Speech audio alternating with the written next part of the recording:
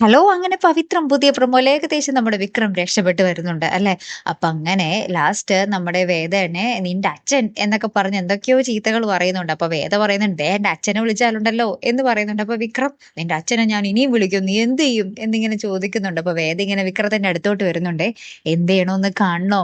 എന്നിങ്ങനെ ചോദിച്ച് ചിരിക്കുന്നുണ്ട്. അപ്പൊ വിക്രം പറയും, "അയ്യോ തന്ത എന്ന് വിളിച്ചാലല്ലേ കുഴപ്പമുള്ളൂ. അച്ഛൻ നല്ല വാക്കല്ലേ?" എന്നും പറഞ്ഞ് വിക്രവും ചിരിക്കുന്നുണ്ട്. അങ്ങനെ രണ്ടുപേരും ഇങ്ങനെ ചിരിച്ച് തമാശയായിട്ട് അത് വിട്ട് കളയുന്നുണ്ട് ട്ടോ.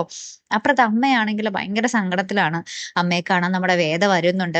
അപ്പൊ വേദയുടെ അടുത്ത് പറയുന്നുണ്ട്, "എന്റെ മോൻ എന്ത് ചെയ്യുന്നെന്നാവോ? പുറത്തിറങ്ങിയാല് വെട്ടിക്കീറാൻ വേണ്ടി ഇങ്ങനെ ആൾക്കാരിങ്ങനെ കൂട്ടം കൂടി നടക്കുവല്ലേ.